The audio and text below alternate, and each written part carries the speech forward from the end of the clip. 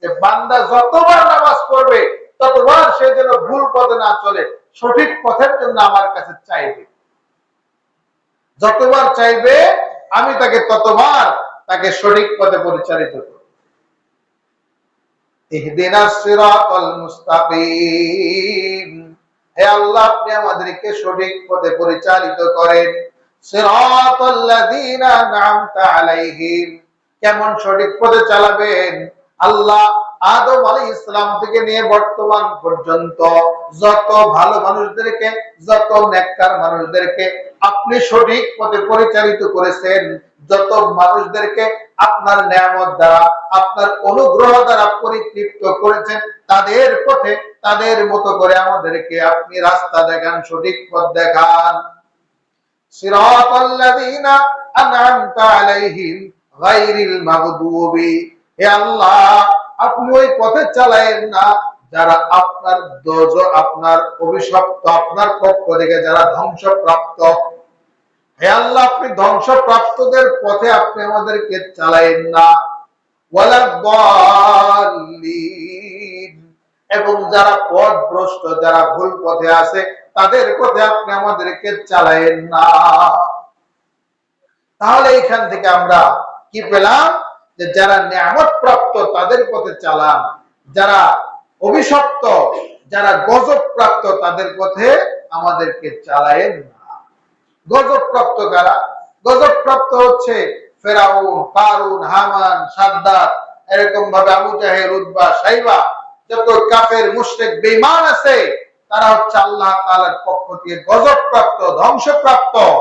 তাদের পথে আমাদেরকে চালায়েন না। হে আল্লাহ আপনি আমাদেরকে, আপনি যাদের উপর অনুগ্রহ করেছেন, যাদের উপর আপনি দয়া করেছেন তাদের পথে আমাদেরকে চালান। তো যাদের পথে অনুগ্রহ করেছেন তাদের পথে চালান, তারা কারা? উলাইকাল্লাযীনা আন'আমাল্লাহু মিনান নাবিয়িনা ওয়াস-সিদ্দীকিনা ওয়াশ-শুহাদা'i ওয়াস-সালিহিন। তারা হচ্ছে চার শ্রেণীর ব্যক্তি। উলাইকাল্লাযীনা আন'আমাল্লাহু আলাইহিম মিনান নাবিয়িন, হে আল্লাহ আপনি আমাদেরকে নবীদের পথে পরিচালিত করুন, কারণ কোন নবী ভ্রান্ত পথে চলে নাই। সকল নবী সহজ পথে চলেছে, ভালো পথে চলেছে। আর ভালো পথে চলার কারণে আল্লাহ তাআলার দয়া পেয়েছে, মায়া পেয়েছে, ভালোবাসা পেয়েছে। আপনি আমাদেরকে নবীদের পথে পরিচালিত করেন। ওয়াস-সিদ্দীকিন, দুই নম্বরে আল্লাহ আপনার ওই সমস্ত বান্দা যারা সিদ্দীকিন, যারা সৎ পথে পরিচালিত হয়েছে, যাদের জবানটা সত্য, যেমন হযরত আবু বকর সিদ্দিক রাদিয়াল্লাহু তাআলা আনহু, তাদের পথে আপনি আমাদেরকে চালান। ওয়াশ-শুহাদা, যারা আপনার জন্য জীবন দান করে শহীদ হয়েছে, আপনার রাস্তায় আল্লাহর জমিনে আল্লাহর দ্বীনকে প্রতিষ্ঠিত করার জন্য যারা যুদ্ধ করে, সৎভাবে যুদ্ধ করে, ভালোভাবে যারা সঠিক পথে যুদ্ধ করে শাহাদাত বরণ করে শহীদ হয়েছে, তাদের পথে আপনি আমাদেরকে পরিচালিত করেন। ওয়াস-সালিহিন, চার নম্বরে আপনার সৎকর্ম পরায়ণ, যারা যুগে যুগে ভালো কাজ করেছে, যারা সৎকর্ম পরায়ণ, যারা আল্লাহ তাআলার ওলি, আল্লাহ তাআলার প্যারা বান্দা, আপনি তাদের পথে আমাদেরকে পরিচালিত করুন। এটা হচ্ছে ইহদিনাস সিরাতাল মুস্তাকিম, হে আল্লাহ আপনি আমাদেরকে সঠিক পথে পরিচালিত করুন। এবার আসেন, যাদেরকে আল্লাহ তাআলা সঠিক পথে পরিচালিত করেছেন তাদেরকে কি পরীক্ষা ছাড়াই সঠিক পথে চালাইছে, না পরীক্ষা নিয়েছে? আসাদুল বালাই আল আম্বিয়া সুম্মাল আমসাল সুম্মাল আমসাল, আল্লাহ পাক রব্বুল আলামিন যত নবী পাঠাইছেন, রাসূল পাঠাইছেন, তারা আল্লাহ তাআলার সবচেয়ে বেশি মাহবুব, সবচেয়ে প্যারা বান্দা। আবার পক্ষান্তরে উল্টা দিকে তারা আল্লাহ পাক রব্বুল আলামিনের পক্ষ থেকে সবচেয়ে বেশি পরীক্ষার উপনীত হয়েছেন। বেশি বড় বড় পরীক্ষা দিতে হয়েছে, বালা মুসিবতও বড় বড় আসছে নবীদের, আবার সম্মানও আল্লাহ নবীদের দিয়েছে। কাজে আমরা যদি মনে করি যে আল্লাহ আমাদেরকে দামি বানাবে আর কোন পরীক্ষা নিবে না, তা কি হয়? সকল নবী রাসূলকে আল্লাহ পাক পরীক্ষা দিয়েছে। আদম আলাইহিস সালাতু ওয়াস সালাম হাওয়া আলাইহিস সালাতু ওয়াস সালাম জান্নাতের মধ্যে ছিলেন। জান্নাতের মধ্যে ছিলেন, আল্লাহ পাক রব্বুল আলামিন আদম হাওয়াকে জান্নাত থেকে বের করে দিলেন গন্ধম ফল খাওয়ার কারণে। বের করে দেওয়ার পরে আদম হাওয়া দুইজনকে পৃথক করে দিয়ে দিলেন।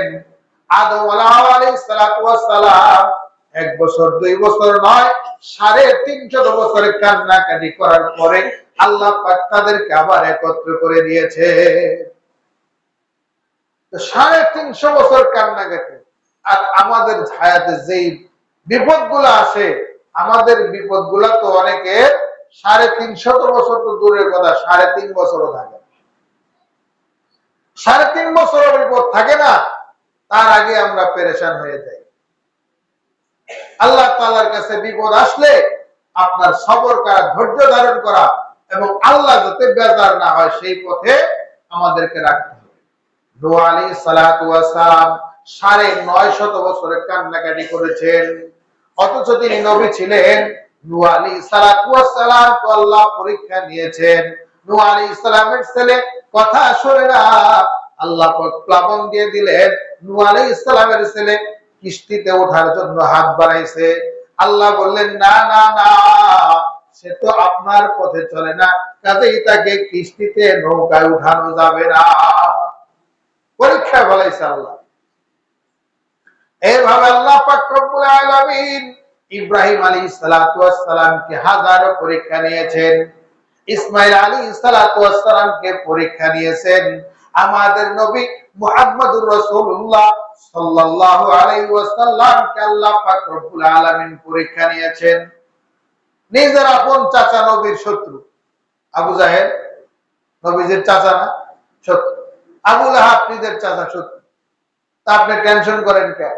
আপনার আপনজন যদি কেউ আপনার বিরুদ্ধে চলে যায় তো টেনশনের কি আছে? নবীজি সহ্য করছে, আপনি কেন সহ্য করবেন না? নবীজিকে মারার জন্য গর্ত খনন করছে, কিন্তু নবীজি কি চাচার জন্য বদদুয়া করছে? কোনদিন বদদুয়া করছে? তো আপনি করেন কেন? নবীজি তো কখনো বদদুয়া করে নাই। তাহলে আপনার আপনজন যদি আপনার শত্রু হয়ে যায়, আপনি তার জন্য দোয়া করেন, আল্লাহ আমার চাচা বুঝতেছে না, আল্লাহ আপনি তাকে হেদায়েত দেন।